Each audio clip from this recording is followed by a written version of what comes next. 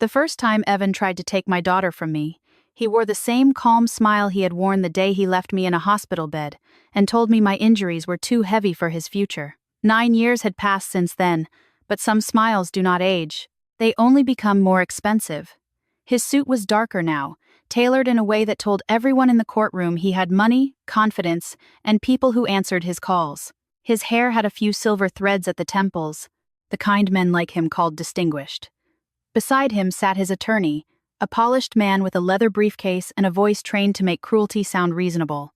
Behind him, in the second row of the gallery, sat his new wife, Celeste, her legs crossed, her diamond bracelet catching the fluorescent light each time she shifted her wrist.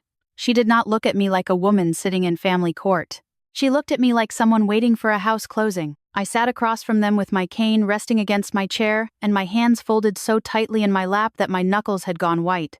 My daughter Sophie sat in a smaller room down the hall with a court-appointed advocate, too young to understand legal strategy but old enough to understand fear. That was the part I could not forgive. Evan had already taken enough from me. He had taken the version of marriage I believed in. He had taken the quiet hope I carried through months of rehabilitation.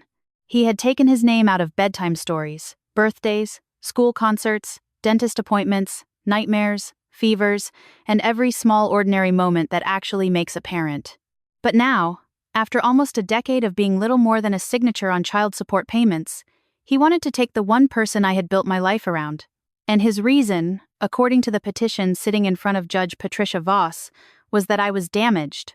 Not tired, not imperfect, not a mother who had survived more than most people could imagine. Damaged. His attorney stood and said it with the soft regret of a man pretending he hated to say it at all. Your Honor, Mr. Monroe is deeply concerned about the long-term welfare of his daughter. Lieutenant Colonel Monroe's service to this country is not in question. We respect it. Everyone in this room respects it. He paused there, just long enough to make respect feel like a knife being wrapped in velvet.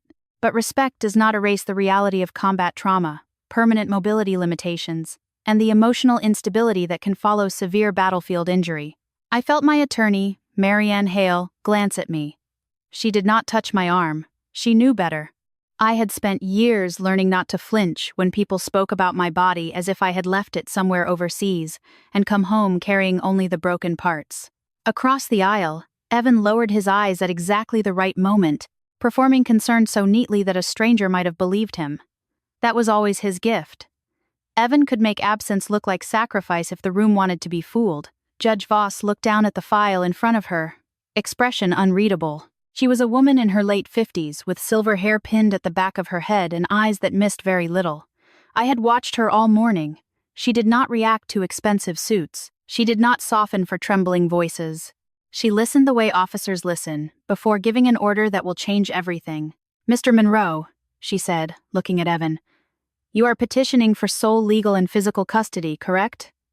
Evan stood slowly. Yes, Your Honor. His voice was steady. He had practiced. And you believe this change is in Sophie's best interest? I do. Despite having exercised minimal visitation for most of her life? His jaw tightened for less than a second. Most people would have missed it. I did not. I had once loved that face enough to memorize every lie before he spoke it. I regret that, he said. My circumstances were complicated for a long time. But I'm in a stable place now. I'm remarried. I have a larger home, better resources, and Sophie is reaching an age where she needs opportunities her mother may not be able to provide. There it was. Not love, not repentance, opportunities. Sophie had recently been selected as a finalist for the National Cadet Leadership Fellowship in Washington, D.C., a program so selective that her principal had cried when he called to tell me.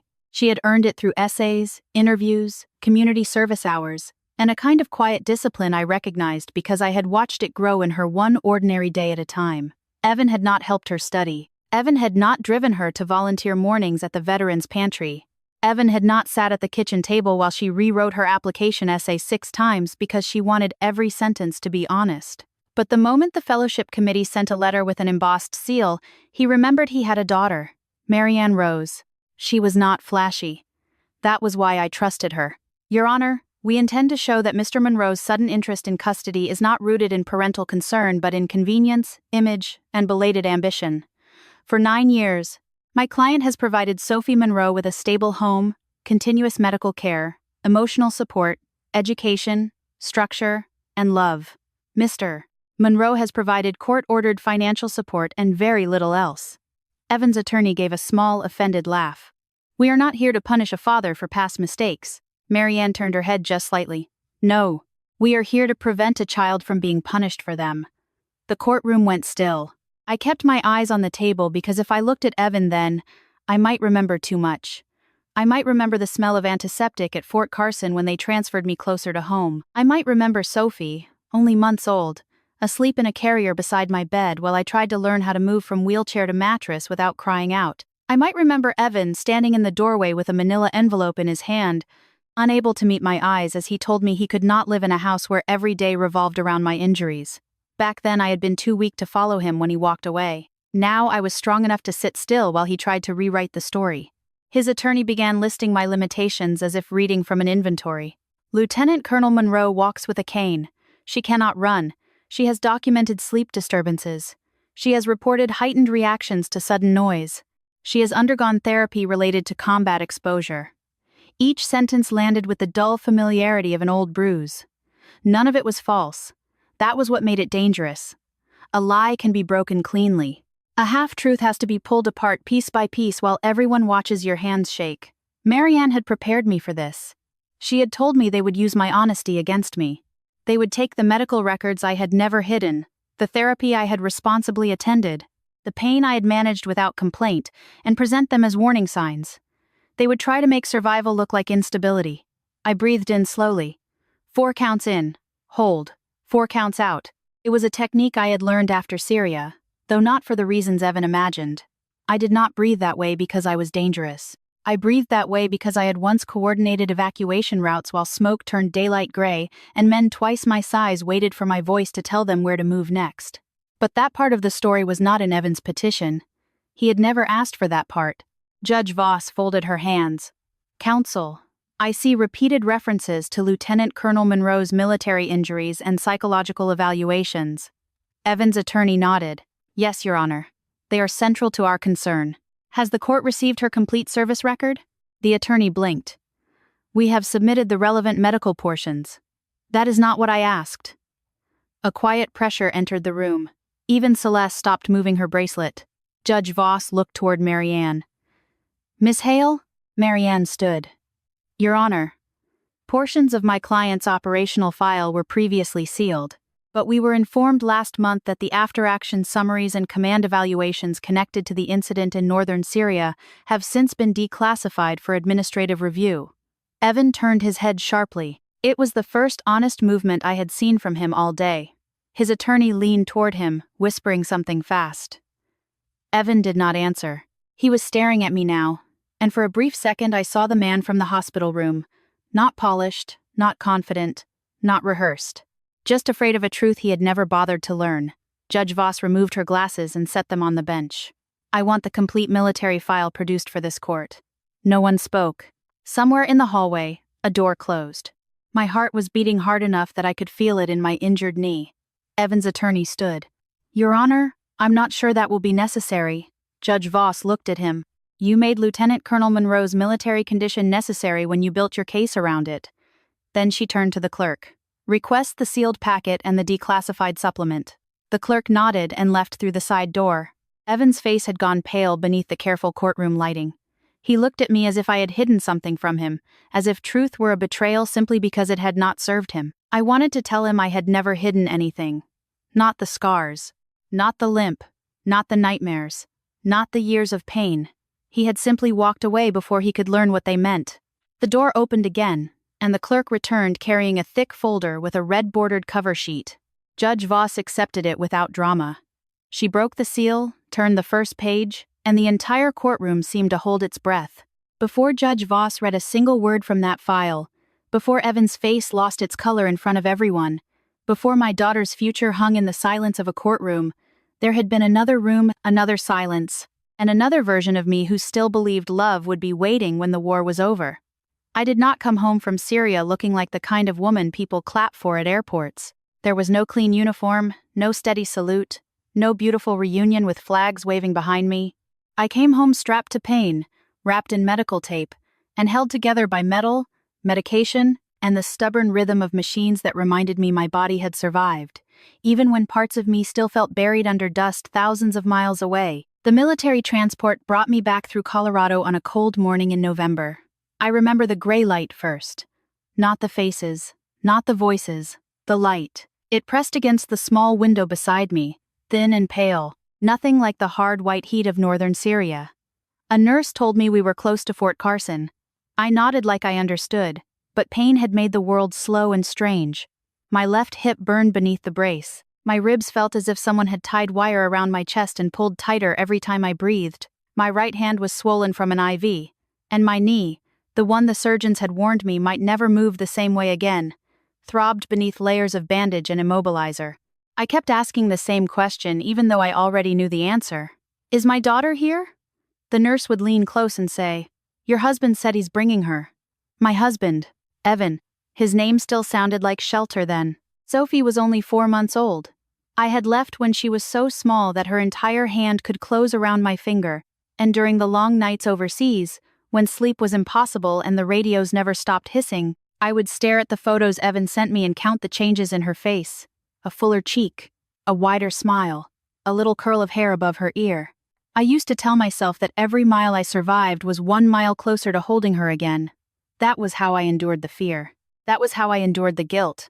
Mothers are not supposed to leave babies behind, even when the order is legal, even when the mission matters, even when the uniform tells you that service is honorable. No medal quiets the ache of missing your child's first laugh. No rank makes it easier to watch a video of your baby rolling over while you are standing beside a blast wall with dust in your teeth and a rifleman asking whether the convoy is cleared to move. When they wheeled me into the recovery ward, Evan was there. For one foolish, grateful second, that was enough. He stood near the window holding flowers from the hospital gift shop, bright yellow ones wrapped in clear plastic. Sophie slept in a carrier at his feet, bundled in a pink blanket my mother had mailed before the deployment. Evan smiled when he saw me, not the full smile I remembered from our wedding, not the one that made his eyes crease at the corners, but a careful smile, the kind a man wears when nurses are watching and he knows what a devoted husband is supposed to look like. I did not know that then. I only saw him and cried. He kissed my forehead. "You're home," he whispered. I wanted to answer, but my throat closed around the words. He placed the flowers on the table, lifted Sophie from the carrier, and held her near me. I tried to reach for her, but my arms were weak and slow. The first thing I felt was shame. Not joy. Shame. My daughter was inches away and I was afraid I might drop her. Evan must have seen the fear because he shifted her quickly, almost too quickly, back against his chest. "Careful," he said. It was a small word, ordinary, maybe even reasonable, but something in his voice made my stomach tighten. Careful, as if I were no longer her mother but a risk. The nurses came and went. A doctor explained the rehabilitation plan. There would be pain management, physical therapy, follow-up surgeries if the joint did not respond, months of assistance, maybe longer. He spoke gently, but I heard the truth beneath every professional phrase. I would have to learn my body again. I would have to learn motherhood with a body that did not obey me. I looked at Evan during the explanation, waiting for his hand to find mine. It did, for a while. Then the doctor mentioned home modifications, mobility equipment, possible night assistance with the baby, and Evan's fingers loosened. Not all at once, just enough for me to notice. That evening, after the visitors left and Sophie had been taken home by Evan's mother for the night, he sat in the chair beside my bed scrolling through his phone. I watched the blue light move over his face. "Are you okay?" I asked. It should have been his question. He looked up, startled, as if he had forgotten I was awake. "Yeah, just tired. I know this is a lot." He gave a short laugh without humor. That's one way to put it. I waited for him to soften, to apologize, to say we would figure it out. Instead, he looked back down at his phone. The next 2 days taught me how quietly a marriage can begin to end. In front of other people, Evan performed beautifully. He brought coffee. He asked the nurses questions. He told my commanding officer that we were taking things one day at a time. He even posted a photograph of our hands together on social media, with a caption about strength, sacrifice, and gratitude. People commented that I was lucky to have him. I read those comments from my hospital bed and tried to believe them.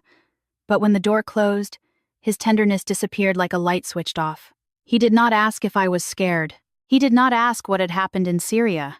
He did not ask why I woke gasping when the medication thinned and memory pushed through. Once, in the middle of the night, I startled awake because a metal tray crashed in the hallway. My whole body reacted before my mind knew where I was. Pain shot through my ribs, and I cried out. Evan jerked awake in the recliner and stared at me with something sharper than worry. Embarrassment. Irritation. "Rachel," he snapped under his breath, "you're in a hospital." I turned my face toward the wall and apologized. I apologized for being afraid. I apologized for making noise. I apologized for surviving in a way that inconvenienced him. On the third morning, a physical therapist helped me sit upright on the side of the bed. It took 2 people, 15 minutes, and every ounce of dignity I had not lost overseas. Sweat gathered at my temples. My vision blurred. My left leg trembled violently inside the brace. The therapist kept saying, "Good, Lieutenant Colonel, good. Breathe through it." And I wanted to laugh because nothing about it felt good. Evan stood near the door with his arms folded. Sophie was not there. "Where's the baby?" I asked when the therapist left. "With my mom.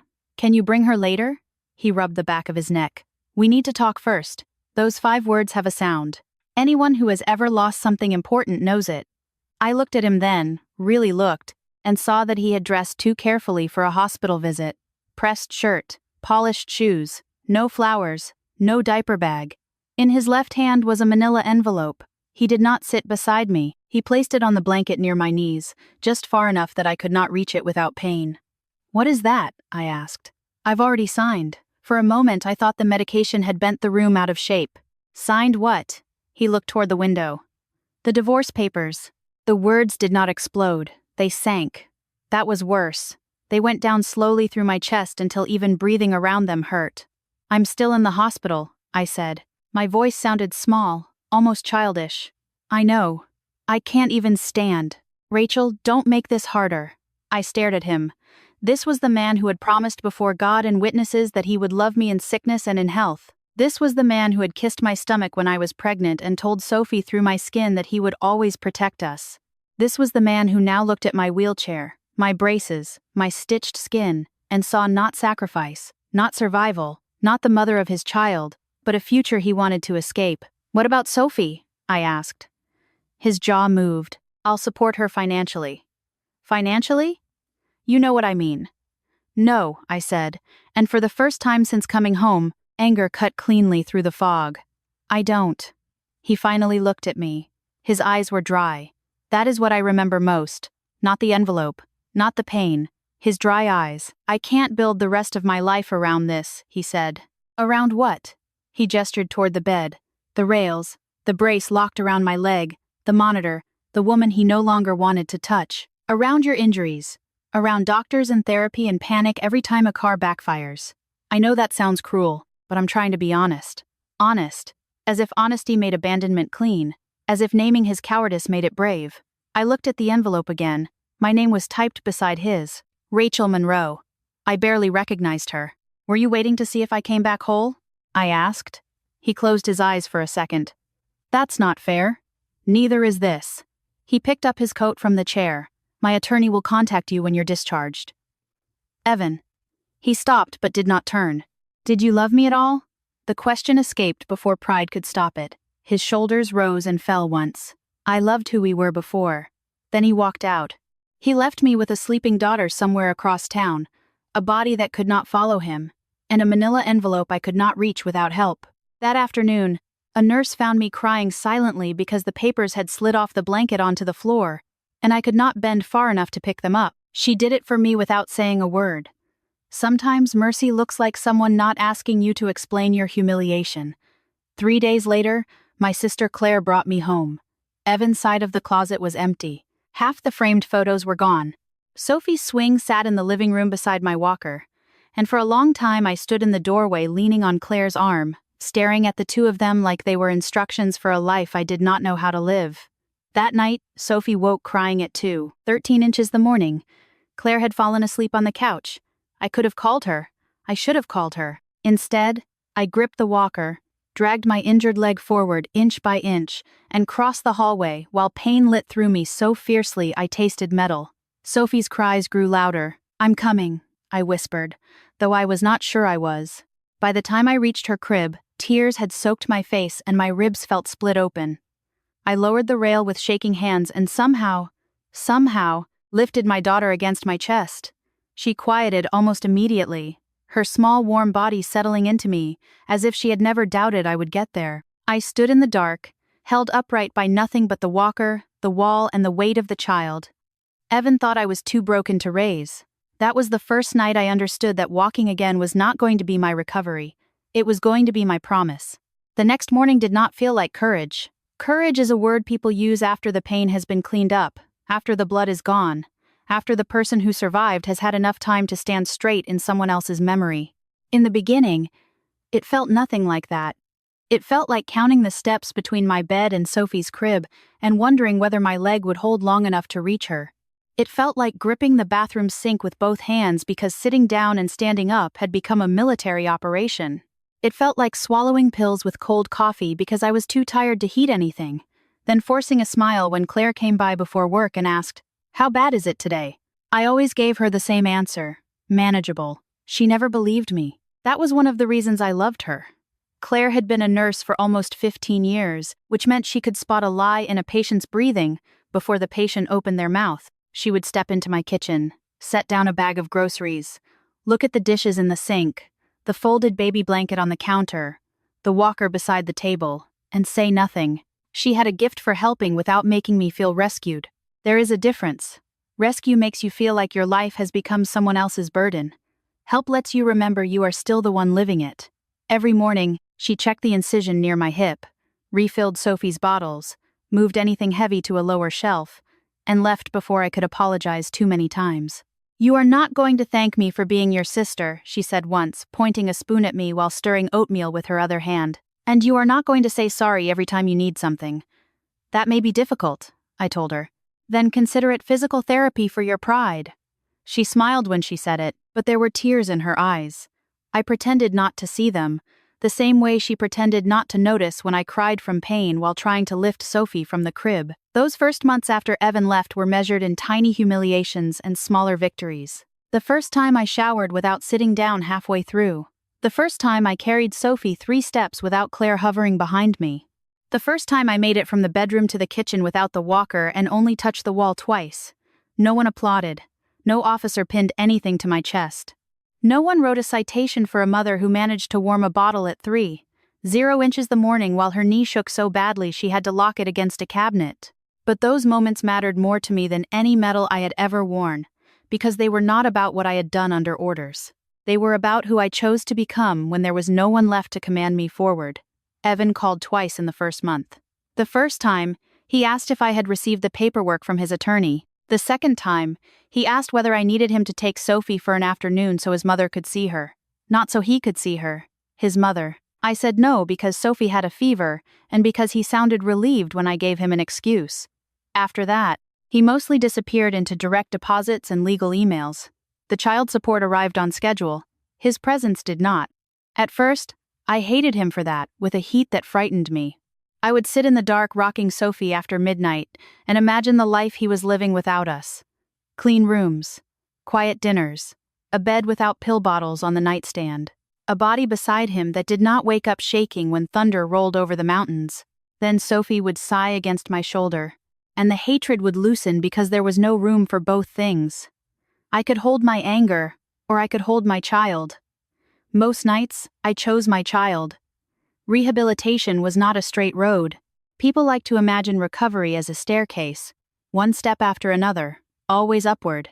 But mine was more like crossing a field after a storm, mud sucking at your boots, holes hidden under the grass, sunlight visible but not promised. Some days I walked 20 feet and felt like I had conquered the world. Other days my leg locked so hard I had to sit on the hallway floor while Sophie crawled toward me, delighted, not understanding why her mother was laughing and crying at the same time. The physical therapist at Fort Carson was a former infantry medic named Alvarez, a compact woman with sharp eyes and no patience for self-pity disguised as realism. "Again," she would say, after I failed to step over a low obstacle. "My leg is done," I would tell her. "Your leg can be done after your brain stops quitting for it." I hated her for about 6 weeks. Then I loved her for the rest of my life. She taught me the difference between accepting limits and worshiping them. "You may never run the way you did," she told me one afternoon as sweat ran down my neck and my hands shook on the parallel bars. "But you do not need to run to be formidable." Formidable. I held onto that word. At home, Sophie grew faster than my body healed. She rolled over, sat up, pulled herself to standing against the couch, and took her first steps on an afternoon when Claire and I were both there to see it. Sophie wobbled toward me with her arms lifted, laughing, and for one terrible second I thought of Evan. I thought of calling him. I thought of saying, "Your daughter walked today," because some part of me still believed a father should know. Then I looked at the phone on the table and remembered that knowing is not the same as caring. I picked Sophie up carefully, ignoring the pain in my ribs, and whispered, "Look at you, brave girl." Claire turned away quickly, but not before I saw her wipe her face. Years passed in that same uneven rhythm: pain and progress, loneliness and laughter, bills and birthdays, school forms and bedtime stories. I was medically retired from active duty after the Army decided what my body had already told me. I could serve, but not in the way I had before. Handing over the life I had built in uniform hurt more than I expected. The Army had given me structure when I was young and uncertain. It had given me purpose, rank, responsibility, a language for sacrifice. Without it, I felt strangely unfinished, like someone had closed a book halfway through a chapter. Then Colonel Diane Mercer, who had once commanded me during a logistics rotation in Europe, called and said, "I hear you're trying to disappear." "I am raising a child," I said. "That is not disappearing."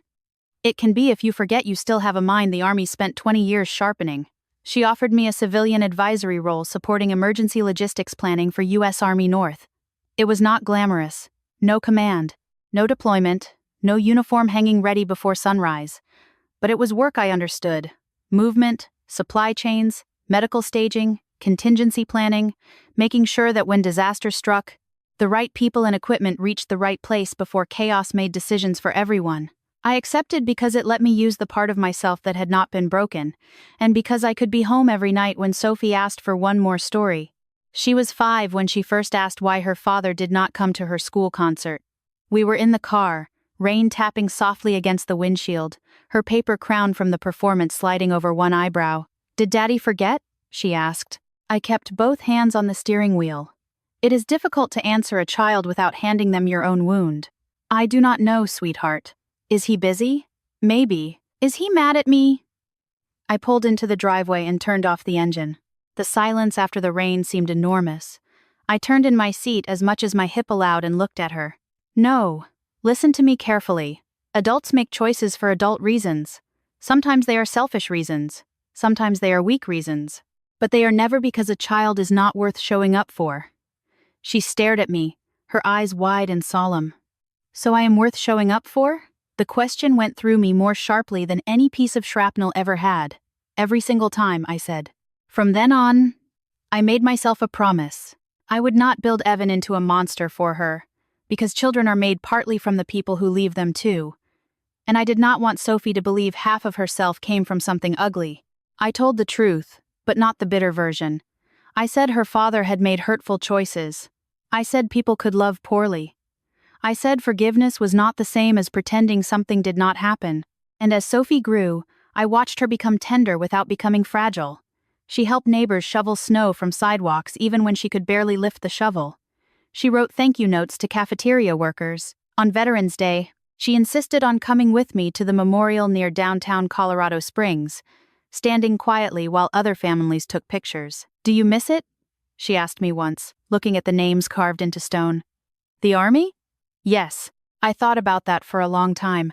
I miss the people. I miss knowing exactly where I belonged. I do not miss leaving you." She slipped her hand into mine. "I am glad you came back." I looked down at her, at the child Evan had treated like a responsibility until she became impressive enough to claim, and I knew that whatever I had lost, I had not lost the most important thing. By the time Sophie reached middle school, she was the kind of student teachers spoke about in lowered voices, as if kindness and discipline together were rare enough to be handled carefully. She loved history, emergency medicine, and military service, though I never pushed any of it on her. She organized a winter coat drive after seeing a veteran outside a grocery store. She tutored younger students because, as she put it, Nobody should feel stupid just because they need something explained twice. When her civics teacher nominated her for the National Cadet Leadership Fellowship, I thought it was one of those local awards that came with a certificate and a photograph in the school newsletter. Then the principal called me into his office with tears shining in his eyes and said, "Rachel, this is national." Sophie had written an essay about service. Not glory. Not winning. Service. She wrote about how courage was not always loud, how sometimes it looked like a person getting up every morning even when no one knew what it cost. She did not name me in the essay, but I knew. A month later, the acceptance letter arrived in a thick cream envelope with an embossed seal. Sophie opened it at the kitchen table while I stood beside her pretending I was not holding my breath. Her hands began to shake before she said a word. "Mom," she whispered. I got in.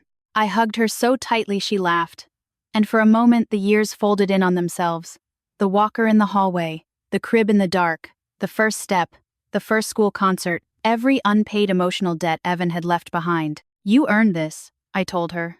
"No," she said, pulling back with wet eyes and a smile too grown for her face. "We did."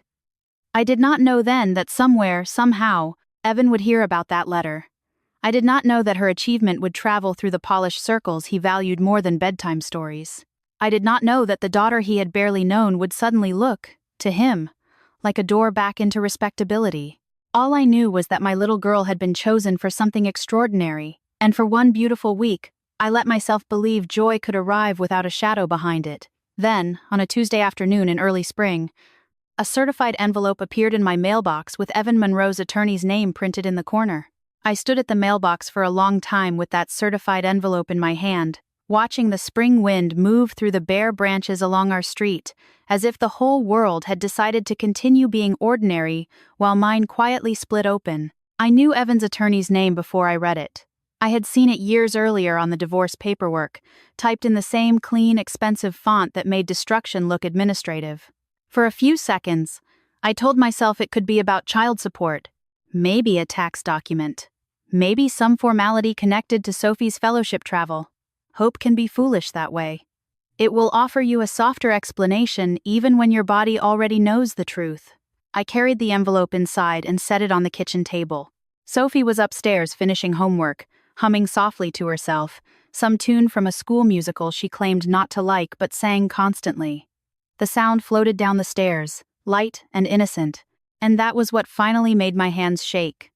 I opened the envelope with a butter knife because my fingers would not cooperate. The first line was enough: petition for modification of custody. The second line took my breath completely. Petitioner seeks sole legal and primary physical custody of the minor child, Sophie Grace Monroe. For a moment, the kitchen disappeared. I saw only words. Sole custody, primary physical custody, minor child. My daughter had become language in a document, a prize being requested, a life reduced to legal positioning. I sat down before my leg gave out. The papers kept going. Evan claimed his circumstances had changed materially. He had remarried. He had purchased a larger home in Denver. He had access to superior educational resources, broader social opportunities, and a two-parent household environment. Then came the part that made the room tilt. He expressed concern about my long-term physical capacity and psychological stability. He referenced my combat in solidaries lido, lease, Sullyuse my actions, my documented therapy, my sleep disturbances, and the possibility that Sophie had been overexposed to military trauma narratives. I laughed once when I read that, a short sound that scared me because there was no humor in it.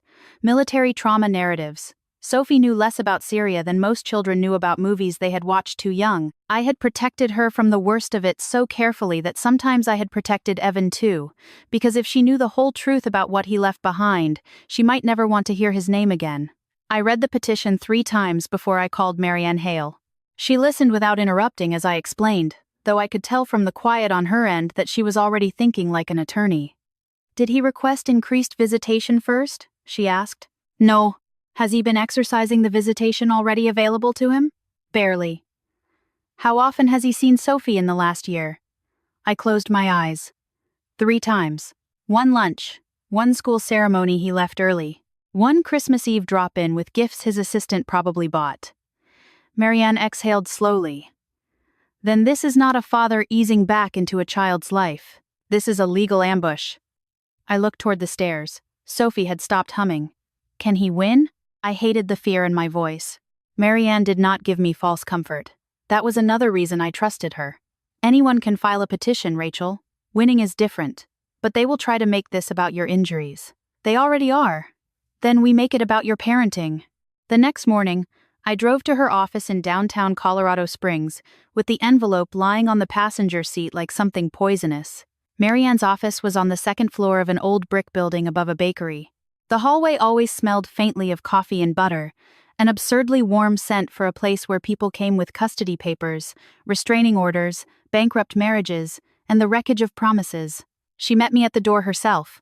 Marianne was in her early 60s, small-framed, gray-haired, and sharper than men half her age who mistook volume for authority.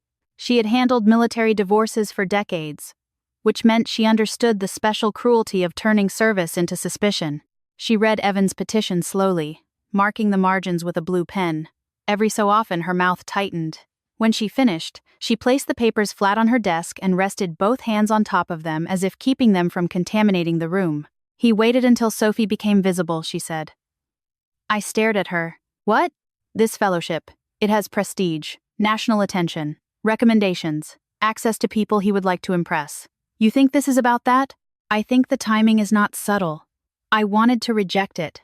Even after everything, some small, exhausted part of me wanted there to be a better reason. A late-blooming guilt, a genuine desire to know his daughter. A man waking up one day and realizing he had missed almost all of childhood. But deep down, I knew Marianne was right.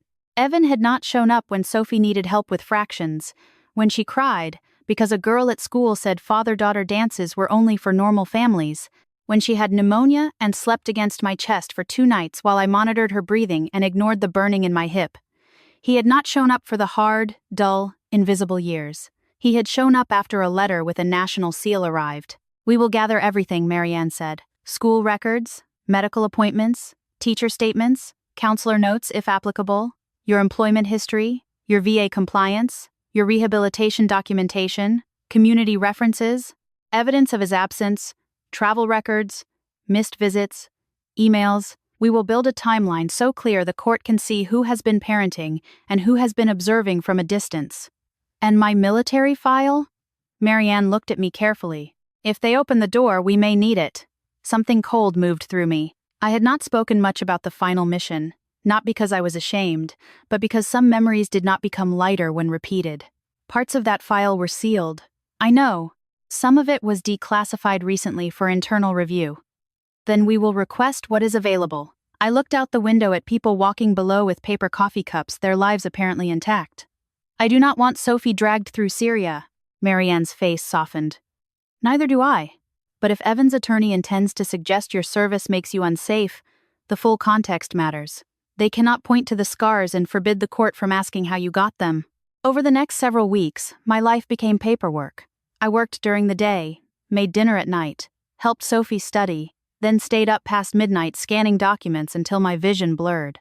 Report cards, attendance records, volunteer certificates, medical appointment logs, emails from teachers, photos from science fairs, coat drives, school concerts, memorial ceremonies. Every image felt like evidence of a life Evan had missed. There was Sophie at 6, grinning with 2 missing teeth beside a poster about emergency preparedness. Sophie at 8, holding a box of donated gloves outside a veteran's shelter. Sophie at 10, standing on a chair in our kitchen because she insisted she could frost her own birthday cake. I found one photo from her 7th birthday where an empty chair sat at the edge of the frame. I remembered that chair. Sophie had asked me to leave it open in case Evan came late. He did not. At the time, I had quietly removed the extra plate before she noticed. Years later, that small act hurt almost more than the divorce papers. Claire helped organize everything. She arrived one Saturday with color-coded folders, 3 coffees, and the expression she wore when she was ready to fight the entire state of Colorado if necessary. I always knew he was selfish, she said, sliding papers into neat stacks. But this is something else. Do not say that around Sophie. I do not. Around Sophie. I am a saint. You are never a saint. Fine, I am saint. Adjacent. I laughed despite myself, and for a moment the fear loosened. Then Claire grew quiet. Has Sophie asked why he is suddenly calling more? Evan had started texting her twice a week. Bright, awkward messages full of exclamation points and questions he should have known the answers to years ago. How is school? What music do you like now? Excited for DC? Sophie showed them to me with confusion more than joy. Children know when affection arrives wearing new shoes. She knows something is wrong, I said. I have not told her everything yet. Claire reached across the table and squeezed my hand. You cannot protect her from the fact that he is doing this. I can try, Rachel. Her voice was gentle. You taught her truth kindly. Now you have to trust that lesson. The confirmation of Marianne's suspicion came 2 days later. Claire called me from the hospital parking lot after a 12-hour shift, her voice low and angry. I ran into Mark Ellison. I searched my memory. Evan's old coworker? Yes. He consults with a donor group attached to Sophie's fellowship program. My stomach tightened. And? He said Evan has been telling people Sophie is moving to Denver soon. He called it a better platform for her future. Said he is finally taking a more active role because she has national potential. National potential. Not my daughter's heart. Not her laugh. Not the way she still slept with an old stuffed rabbit when she was sick. Potential. I sat at my desk with my phone pressed to my ear, staring at a logistics map on my computer screen without seeing any of it. Did he say anything else? Claire hesitated. Rachel, tell me. Apparently Evan joked that it was time Sophie had the Monroe name represented properly. The Monroe name. I had carried that name through war, surgery, divorce, school pickups, debt, pain, recovery, and every form that asked for parent or guardian. I had made that name safe for Sophie. Evan had made it a letterhead. That night, after Sophie went to bed, I opened the old storage box in my closet. At the bottom, beneath uniform patches, folded flags from ceremonies, and photographs I rarely touched, was a copy of the after-action commendation from Syria. My hands hovered over it for a long time before I lifted it out. The paper smelled faintly of dust and cedar. Most people who saw my cane saw limitation. Evan saw opportunity for attack. But this document remembered what my body had done before it broke. It remembered the field clinic, the convoy, the radio traffic, the civilians loaded into vehicles, the wounded medic whose blood had soaked through my sleeve while I kept giving coordinates. It remembered that I did not leave first. Marianne's words returned to me. They cannot point to the scars and forbid the court from asking how you got them. The next morning, I brought the file to her office. She opened it carefully, read the first page, then the second. By the time she reached the command evaluation, her eyes had changed. Not with pity, with recognition. Rachel, she said quietly, does Evan know what is in here? I thought of the hospital room, the envelope, his dry eyes, the way he had gestured toward my broken body, as if it explained everything he needed to know. No, I said. He never asked. Marianne closed the folder and placed her palm on top of it. Then if they want to put your service on trial, we will let them meet the whole soldier. For the first time since the certified envelope arrived, I felt something stronger than fear. Not anger, not revenge, something steadier. The same feeling I had known in the moments before a convoy moved, when the route was dangerous, but the mission was clear. Evan had come back to claim the child he had not raised. He had mistaken my quiet for weakness, my limp for failure, my restraint for shame, but he had forgotten one thing. I had learned how to stand while carrying pain no one else could see. And this time, I would not be standing only for myself. By the time the hearing began, I had learned that fear does not always make noise. Sometimes it sits quietly in your chest wearing a clean blouse, polished shoes, and a face calm enough to fool everyone except the people who know how hard you are working to breathe. I arrived at the courthouse 20 minutes early because the Army had taught me that being late was a form of disrespect, even when the room you were entering had been built to question your worth. Marianne met me near the security checkpoint with a leather folder tucked under one arm and a paper cup of coffee in the other. She handed it to me without asking if I wanted it. You look steady, she said. That is not the same as being steady. It rarely is. We walked together through the hallway, our steps uneven in different ways, hers measured by experience, mine by old injury and new dread. Evan was already there when we entered the courtroom. Of course he was. Men like him understood appearances the way soldiers understood terrain. He sat at the petitioner's table with his attorney, Robert Leland, both of them arranged as if a photographer might walk in at any moment. Evan wore a charcoal suit, white shirt, blue tie, the uniform of respectable concern. Celeste sat behind him in a cream-colored dress, her posture elegant and her expression carefully wounded, as though my existence had inconvenienced her family rather than the other way around. She leaned toward Evan once and touched his shoulder. He covered her hand briefly with his. It was a small gesture, but it landed in me with surprising force. Not because I wanted him back. That door had burned down years ago. It hurt because I remembered how quickly he had withdrawn his hand from mine when the doctors explained how long recovery might take. Judge Patricia Voss entered at 9 exactly. Everyone rose. I pushed myself up slowly, one hand on the table, one on my cane, and felt Leland glance at me before turning his attention to the bench. That was how they had built their case, not on what I had failed to do as a mother, but on what my body could no longer do beautifully. Run. Kneel easily. Stand without pain. Sleep without memory. When we sat, Judge Voss reviewed the filings with the same unreadable expression she had worn during the preliminary hearing. Leland began first. He spoke for nearly 40 minutes, and every minute had been designed to sound compassionate while cutting deeper than accusation. "This is not an attack on Lieutenant Colonel Monroe," he said. "It is an acknowledgement of reality. Reality, in his mouth, meant my cane. Reality meant medical records. Reality meant therapy sessions I had attended because I refused to let trauma leak into my daughter's childhood.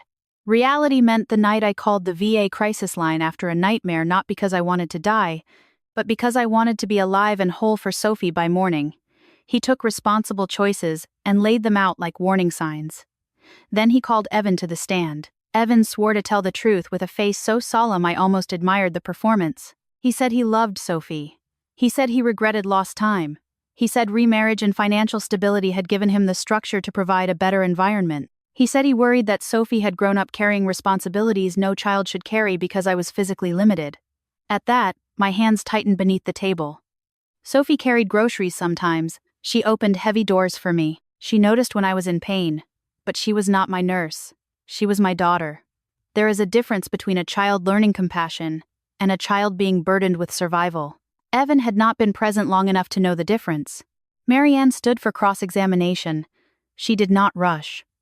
"Mr. Monroe, when was the last time you attended Sophie's parent-teacher conference?" Evan shifted.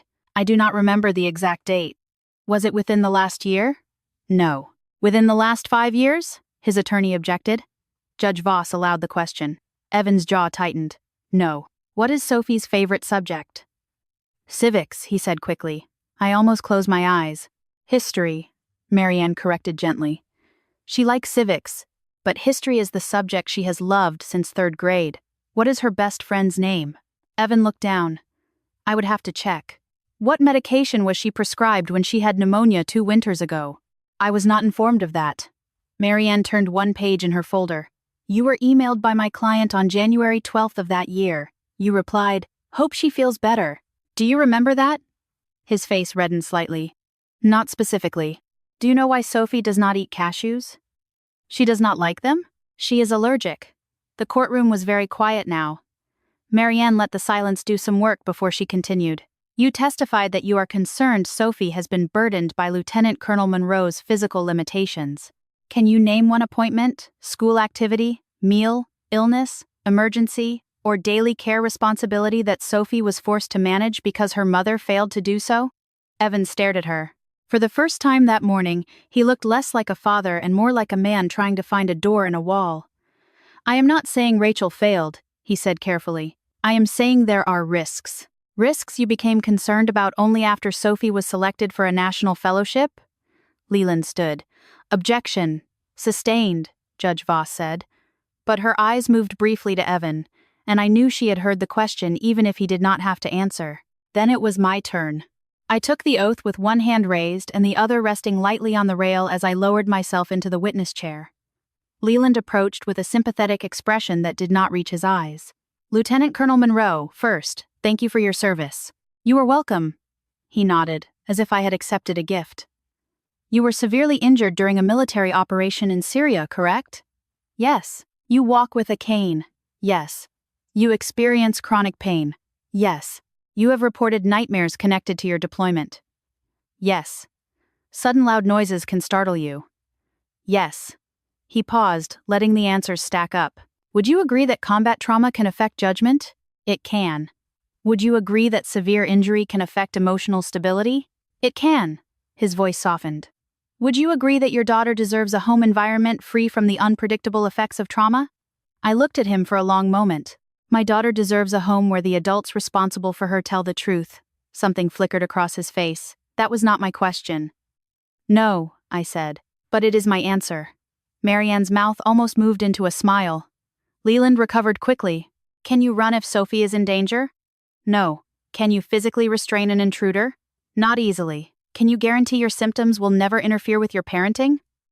No parent can guarantee that pain, illness, work, grief, stress, or fear will never touch their home. Please answer directly. I leaned slightly toward the microphone. My injuries have never made me abandon my daughter. The words settled hard. Evan looked away first. Leland returned to his table sooner than I expected. Marianne did not ask many questions on redirect. She did not need to. She asked about Sophie's school record, her doctors, her fellowship application, our daily life. She asked whether I had complied with every medical recommendation. Yes. Whether I had maintained full-time employment. Yes. Whether Sophie had ever missed necessary care because of my condition. No. Whether I had hidden my therapy or injuries from the court. Never. Then Judge Voss spoke. Counsel, I want to address the military record. The room changed. I felt it before anyone moved. The way air changes before a storm crosses open ground. Leland rose. Your Honor, we have submitted the relevant medical documentation. You have submitted selective medical documentation, Judge Voss said. But you have repeatedly argued that Lieutenant Colonel Monroe's military trauma bears directly on her parental judgment. I am therefore requesting the complete service file, including declassified command evaluations related to the incident in Syria. Leland glanced at Evan. Evan's face had gone still. Marianne opened her folder and handed a packet to the clerk. Your Honor, we have certified copies from the administrative release. The clerk delivered them to the bench. Judge Voss put on her glasses and began reading. At first, there was only paper. The faint sound of pages turning, a cough somewhere behind me, the hum of lights overhead. I kept my eyes on my hands because I knew what was in that file, and still I was not prepared to hear it in this room, with Evan sitting only feet away, finally close enough to the truth to be wounded by it. Judge Voss turned one page, then another. Her expression did not change, but she slowed. Lieutenant Colonel Monroe, she said. Yes, Your Honor. This evaluation states that you coordinated the emergency evacuation of 73 civilians, medical personnel, and wounded soldiers after the primary route was compromised. Yes, ma'am. Evan's head lifted. It further states that you maintained radio command for 41 minutes after sustaining injuries to the hip, knee, and ribs. Yes, ma'am. The courtroom seemed to shrink around those words. Judge Voss continued reading silently, then stopped at the paragraph I had avoided for years. Her voice, when she spoke again, was calm. I'm going to read this into the record. Despite significant injury and repeated orders to evacuate, Lieutenant Colonel Rachel Monroe refused removal from the field station until all personnel under her logistical authority had been accounted for and moved beyond the blast radius. Subsequent psychological and command evaluations found her judgment under catastrophic pressure to be exceptional, her emotional regulation under fire to be exemplary, and her devotion to duty and human life beyond question. No one moved, not even Celeste. I heard someone in the gallery inhale sharply. I did not look at Evan immediately. I needed 1 second to remain myself before seeing what the truth had done to him. When I finally turned my head, he was pale, not embarrassed, not irritated, pale, as if the blood had left him all at once. His mouth parted slightly. I did not know, he whispered. Judge Voss looked over the top of her glasses. That has become increasingly clear, Mr. Monroe. Leland lowered himself slowly into his chair, all his polished concern suddenly useless. Marianne leaned toward me and said softly, "Breathe." I did. 4 counts in. Hold. 4 counts out. The same breath I had used in smoke, in pain, in court, in motherhood. Judge Voss closed the packet but kept one hand on top of it. This court will take a brief recess before issuing further findings. The gavel came down. People began to stand, but the room remained stunned, as if everyone understood something irreversible had happened. Evan did not rise right away. He sat staring at the file on the judge's bench, and for the first time in 9 years, he looked not at my cane, not at my limp, Not at the woman he had left behind, but at the soldier he had never bothered to know. Then Marianne's phone buzzed. She glanced at the screen, frowned, and turned it toward me. It was an email from the National Cadet Leadership Fellowship Office in Washington, D.C. The subject line read, Pentagon Recognition Ceremony Special Honoree Confirmation. My name was in the first sentence. The email from the National Cadet Leadership Fellowship Office looked harmless at first. The kind of formal message that begins with congratulations and ends with parking instructions. But by the time I reached the third line, my hand had tightened around Marianne's phone so hard she gently took it back before I dropped it. Special Honoree. Pentagon Recognition Ceremony. Lieutenant Colonel Rachel Monroe. For a moment, I could not connect those words to myself. I was still sitting in a courthouse hallway with my cane against my knee, my pulse uneven from hearing my old military file read aloud in front of the man who had tried to turn my wounds into evidence against me. Around us, people moved in and out of courtrooms carrying folders, coffee cups, and private disasters. No one knew that. On a small glowing screen, another part of my past had just stepped into the present.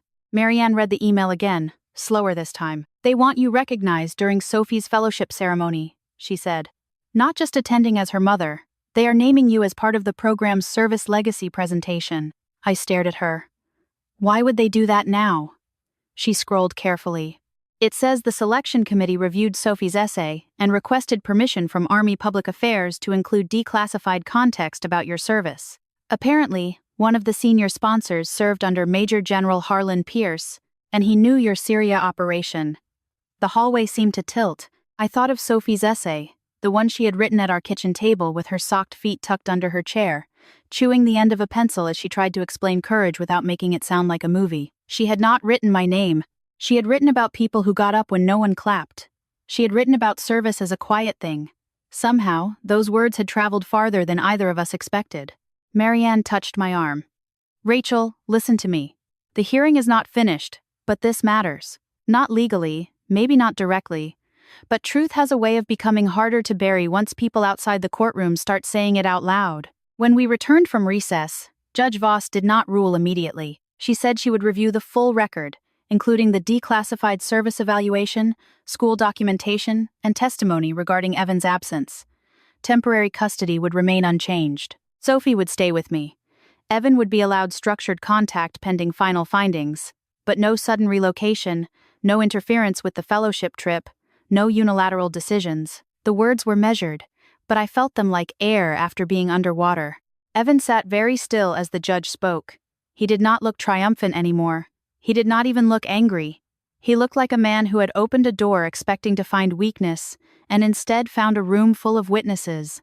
3 weeks later, Sophie and I flew to Washington, D.C. She had been on planes before, but never like that. Never sitting by the window with her fellowship blazer folded carefully across her lap and her acceptance packet in a folder she checked every 10 minutes.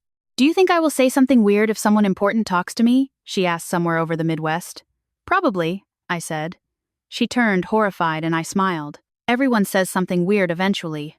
The trick is to keep breathing and not salute anyone unless you are sure you are supposed to. She laughed, then grew quiet, tracing the edge of the window shade with one finger. Dad said he is coming. I had known. Evan had emailed Marianne first, then me, then the program office, making sure his attendance was documented in every respectable direction. Yes, I said. He has that right. Are you mad? I am careful. She thought about that. Sophie had grown up learning the difference between words adults used to hide and words adults used to protect. Do I have to sit with him? No. Do I have to be rude? No. What do I have to be? I looked at my daughter, at the seriousness in her young face, and felt the old ache of wishing I could hand her a simpler childhood. Honest, I said. That is enough. The Pentagon ceremony was held in a large auditorium with flags along the walls and rows of families, officers, mentors, educators, and students whose nervous pride filled the air like electricity. Sophie sat with the other fellows near the front. I sat several rows behind her, my cane folded beneath my chair. Claire on one side of me, and Marianne on the other, because both of them had insisted they were just visiting D.C., and neither of them had fooled anyone. Evan arrived 10 minutes before the program began with Celeste beside him. He wore another beautiful suit. She wore pearls again, They looked around the room with the careful curiosity of people measuring who might be useful to know. Evan spotted me and hesitated. I nodded once. He nodded back. That was all. The program began with speeches about leadership, service, civic responsibility, and the future. Students were called one by one, each receiving applause, each walking across the stage carrying more hope than they probably realized. When Sophie's name was announced, I stood because I could not help it. Pain shot through my hip, but I barely felt it. She crossed the stage with her shoulders back and her chin lifted. Not arrogant, not timid, simply present. My baby. My reason. My proof that love could grow in soil. Grief had tried to poison. She shook hands with the program director, accepted her certificate, and looked out into the audience until she found me. Her smile trembled. Mine did too. I thought that would be the moment I remembered most. I was wrong. After the student awards, the lights shifted slightly, and an officer in dress uniform stepped to the podium. The program director introduced him as Major General Harlan Pierce, U.S. Army. The name moved through me like a hand pressing an old bruise. I had heard it in briefings. I had seen it on commendations. I had not seen the man in years. He adjusted the microphone and looked over the room. Every year, he began, we ask young people to define leadership. They often speak of courage, ambition, excellence, and achievement. Those are fine words. But service teaches us that leadership is often much quieter. It is the person who stays when leaving would be easier. It is the person who makes a decision under pressure and accepts the cost before anyone knows their name. I stopped breathing correctly. Claire's hand found mine. This year, General Pierce continued, one fellow submitted an essay about quiet courage. She did not name the person she described, but those of us who reviewed the context recognized a story the Army has not forgotten. The auditorium became very still. Sophie turned in her seat, confused. Evan leaned forward slightly. General Pierce looked down at the paper in front of him, then up again. During a medical evacuation operation in northern Syria, a logistics officer maintained command and movement coordination after sustaining significant injuries. Her actions kept a damaged evacuation corridor open long enough to move 73 civilians, medics, and wounded soldiers out of a collapsing field station. She refused evacuation until the last person under her authority was accounted for. Her command evaluation described her judgment as exceptional, her emotional regulation under fire as exemplary, and her devotion to human life beyond question. I could feel people turning, searching. I kept my eyes on Sophie. She was staring at me now, her mouth slightly open. General Pierce's voice softened. Lieutenant Colonel Rachel Monroe, would you please stand? For a second, my body forgot every lesson therapy had taught it. Claire whispered, I have you. Marianne stood on my other side. But I did not want to be lifted. I wanted to stand. Slowly, with one hand on the chair and the other on my cane, I rose. Pain burned through my leg, familiar and sharp, but beneath it was something stronger. The room came into focus piece by piece. The flags, the stage, the rows of faces. Sophie with tears running down her cheeks. Evan frozen 2 rows away as if the applause had struck him physically. Then the first person stood. Then another. Then the sound grew. Chairs shifting, hands coming together, the entire auditorium rising, until I was surrounded by a wave of applause I had never asked for and could not escape. I had imagined recognition would feel like pride. It did not. It felt like grief being witnessed without needing to explain itself. It felt like the lonely hallway at 2:13 inches the morning, when I had dragged myself toward Sophie's crib. It felt like every birthday Evan missed, every therapy session, every document scanned at midnight, every time someone looked at my cane and thought they knew the whole story. General Pierce saluted me from the stage. I returned it carefully. Across the aisle, Evan stood because everyone around him was standing. His face was pale again, but this time there was something else in it. Shame. Not the kind people perform when they want forgiveness quickly. The kind that arrives when all the excuses run out. After the ceremony, Sophie found me before anyone else could. She threw her arms around me so hard I nearly lost my balance. You did not tell me, she said into my shoulder. No. Why? I held her close. Because I wanted you to know me as your mother first. She pulled back, crying and laughing at the same time. I always knew you were brave. Her voice broke. I just did not know the Pentagon knew too. Later, Evan approached us near a quiet hallway lined with framed photographs. Celeste stayed behind. For once, he came alone. He looked older than he had in court, not because of his face, but because truth had taken away the polished version he usually wore. "Rachel," he said. "Sophie." My daughter stood beside me, not hiding, not reaching for him either. Evan swallowed. "I owe both of you an apology." I said nothing. Some apologies need room to prove they are not speeches. "I told myself a lot of things," he continued. "That I was overwhelmed, that I was young, that you would be better off without me making things worse, that Sophie would not remember." He looked at me then. "But the truth is I ran. And then I came back when being her father looked easier than earning it." Sophie's eyes filled again, but her voice stayed steady. "You hurt Mom." "I know. You hurt me too." He closed his eyes briefly. "I know." There was no magic after that. No perfect embrace. No family healed in a hallway. Real healing does not move that fast. A month later, Judge Voss denied Evan's petition for sole custody. Her written finding stated that my injuries did not diminish my parental fitness, and that the evidence overwhelmingly showed a stable, loving, consistent home. Evan was granted gradual, counselor-supported visitation at Sophie's pace. Not control, not possession. A beginning, if he proved worthy of one. Sophie chose to try. Slowly. I let her, because love is not ownership, even when you are the one who stayed. Years have passed since that ceremony, but sometimes I still think about the sound of that room standing. Not because I needed applause to know my worth. I had learned my worth in darker rooms than that. I think about it because Sophie heard it. She saw the world name the truth I had lived quietly, that broken does not mean weak, that pain does not make a person unfit to love, and that the people who stay through the hardest seasons often become the shelter others remember for the rest of their lives. If this story touched your heart, remember this. Never let anyone use your scars as proof that you are less than whole. Sometimes, scars are simply the record of who refused to leave. And if you believe in stories of resilience, justice, family, and quiet courage, share this with someone who needs to remember their strength. Leave a comment for the people who stayed, and join me again for another story about the kind of love that survives what abandonment could not destroy.